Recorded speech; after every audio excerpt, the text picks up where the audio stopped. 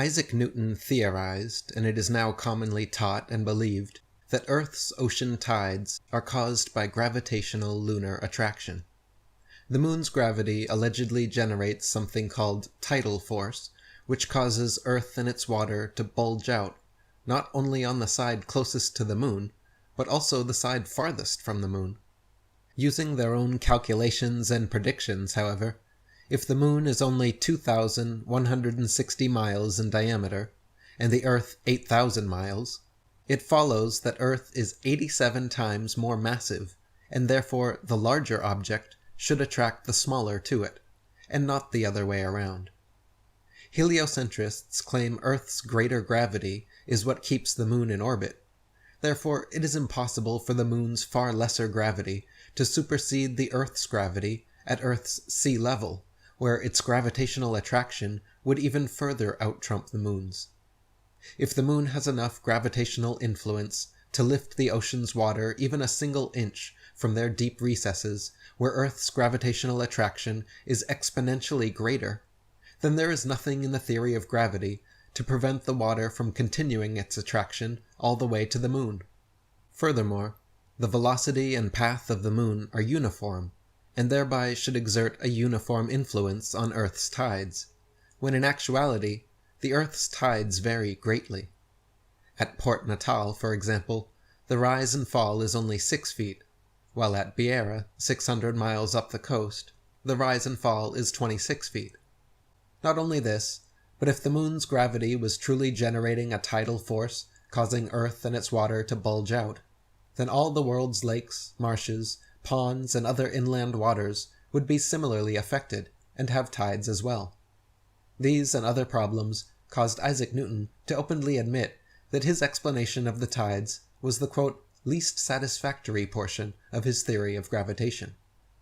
Dr. Samuel Rowbotham wrote,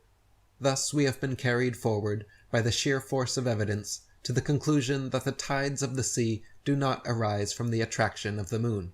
but simply from the rising and falling of the floating earth in the waters of the great deep. That calmness which is found to exist at the bottom of the great seas could not be possible if the waters were alternately raised by the moon and pulled down by the earth. Bearing this fact in mind, that there exists a continual pressure of the atmosphere upon the earth, and associating it with the fact that the earth is a vast plain stretched out upon the waters, and it will be seen that it must of necessity slightly fluctuate, or slowly rise and fall in the water, as by the action of the atmosphere the earth is slowly depressed. The water moves towards the receding shore and produces the flood tide. And when by the reaction of the resisting oceanic medium the earth gradually ascends, the waters recede, and the ebb tide is produced. This is the general cause of tides. Whatever peculiarities are observable, they may be traced to the reaction of channels, bays, headlands, and other local causes." David Wardlaw Scott wrote, "Tides vary greatly in height, owing chiefly to the different configurations of the adjoining lands. At Chepstow it rises to 60 feet, at Portishead to 50, while at Dublin Bay it is but 12, and at Wexford only 5 feet. That the earth itself has a slight tremulous motion may be seen in the movement of the spirit level, even when fixed as steadily as possible, and that the sea has a fluctuation may be witnessed by the oscillation of an anchored ship in the calmest day of summer. By what means the tides are so regularly affected is at present only conjectured. Possibly it may be by atmospheric pressure on the waters of the great deep,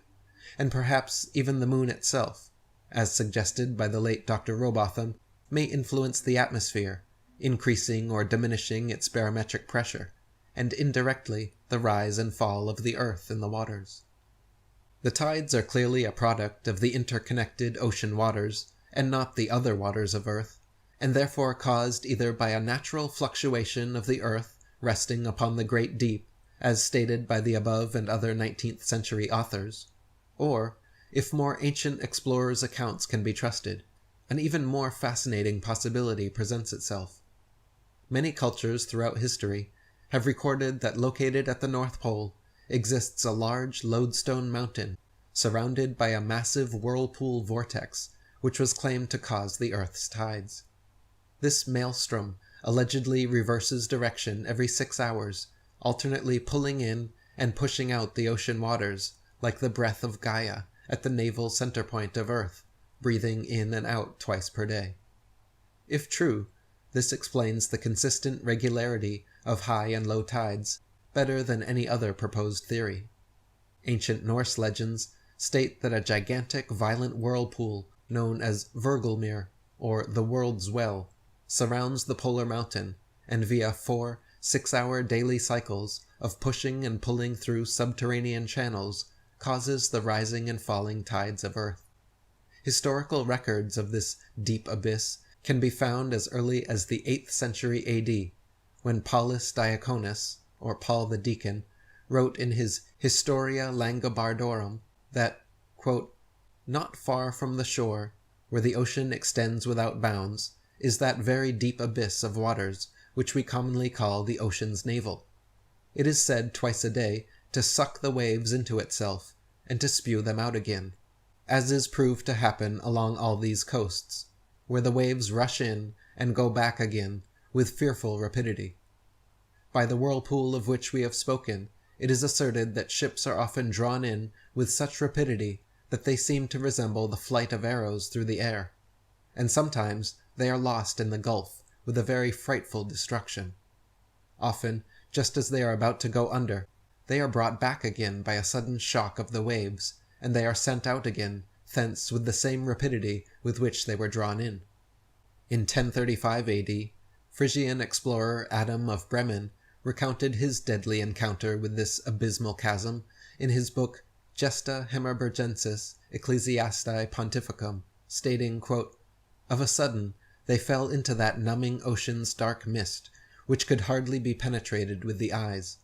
And behold, the current of the fluctuating ocean whirled back to its mysterious fountainhead, and with most furious impetuosity drew the unhappy sailors, who in their despair now thought only of death, on to chaos. This, they say, is the abysmal chasm, that deep in which report has it that all the backflow of the sea, which appears to decrease, is absorbed and in turn re-vomited, as the mounting fluctuation is usually described.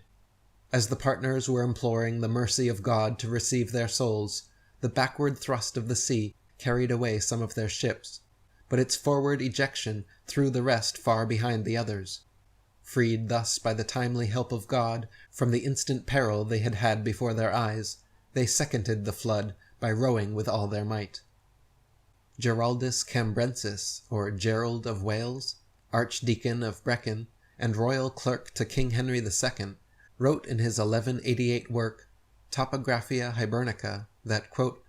"Not far from the islands towards the north, there is an astonishing whirlpool in the sea, towards which there is a set current of the waves from all quarters, until, pouring themselves into nature's secret recesses, they are swallowed up, as it were, in the abyss.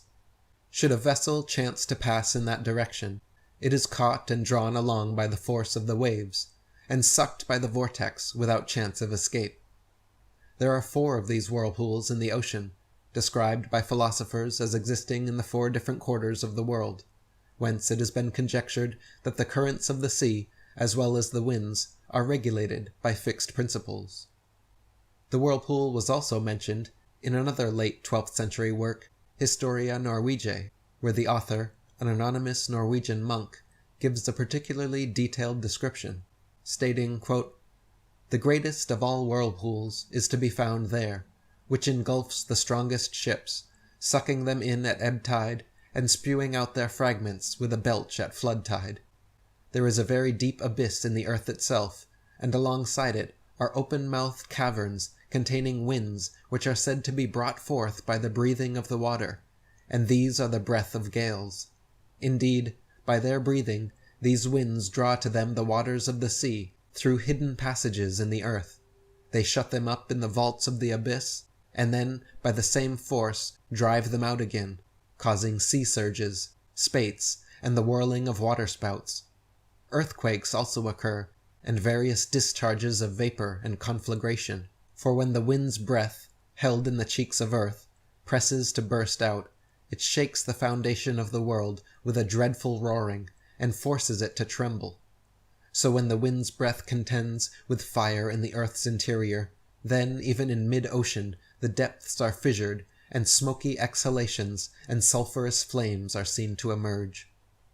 In 1508, cartographer Johannes Ruisch published a world map featuring the polar mountain and whirlpool with an inscription reading,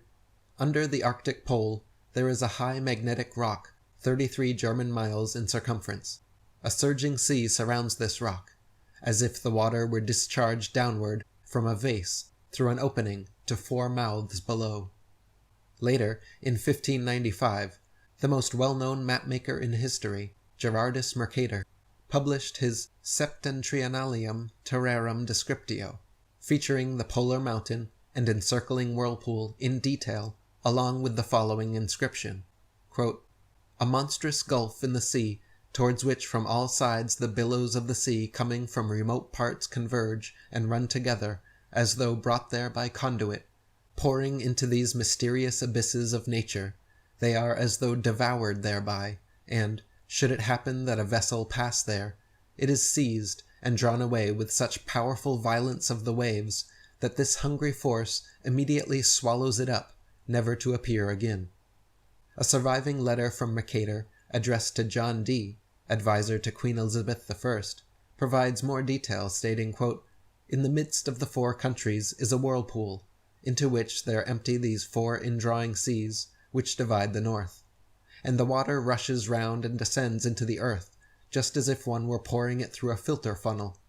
It is 4 degrees wide on every side of the pole, that is to say, 8 degrees altogether."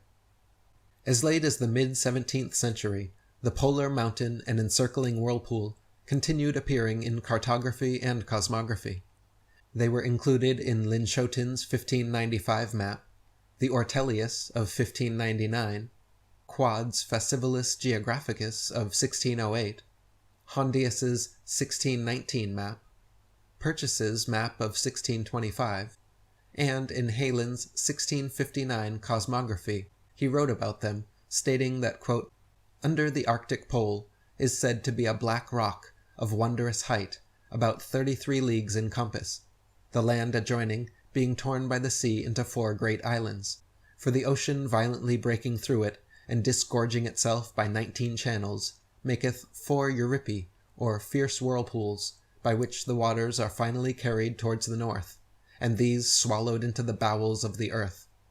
That Euripus, or whirlpool, which is made by the Scythic Ocean, hath 5 inlets, and by reason of his straight passage and violent course is never frozen. The other on the back of Greenland, being 37 leagues long, hath 3 inlets, and remaineth frozen 3 months yearly. A certain scholar of Oxford reporteth that these 4 Euripi are carried with such furious violence towards some gulf, in which they are finally swallowed up, that no ship is able, with never so strong a gale, to stem the current, and yet there is never so strong a wind as to blow a windmill. So in summation, the prevailing modern explanation of Earth's tides being caused by the moon's gravity is provably incorrect for several reasons, including its insufficient attractive power, the tide's non-uniformity, and the lack of tides on all inland bodies of water. Their true cause could be, as Samuel Rowbotham proposed, the natural gentle fluctuation of Earth on the waters of the great deep. However, this simple explanation alone fails to provide an answer for the perfect regularity of tides rising and falling every 6 hours. To account for this, ancient explorers and cartographers offer the much more fascinating possibility of a world well beneath the pole, pushing and pulling all the ocean waters of the earth through massive subterranean caverns. There is modern circumstantial evidence that lends strong credence to this idea as well. The largest publicly known maelstrom in the world is called Saltstraumen, just north of the Arctic Circle in Norway, where 400 million cubic meters of water pass through a 3-kilometer long, 150-meter wide strait, reaching speeds of 10 meters per second. Similar to legends of Virgelmere, this northern whirlpool actually arises exactly 4 times per day, every 6 hours, along with the shifting tides. In fact, the majority of naturally occurring whirlpools in the world including the famous Naruto whirlpools in Japan, form 4 times per day, every 6 hours, as the tides change. If the ancient legends are true, this also potentially explains why strict flying and sailing restrictions exist at the North Pole, and why explorers like Rodney Clough were turned away at gunpoint by Russian military vessels when attempting to independently explore the North Polar region. Nowadays, the world well has all but disappeared from modern maps and minds, but with the current rising tide of truth, there are sure to come more revealing revelations.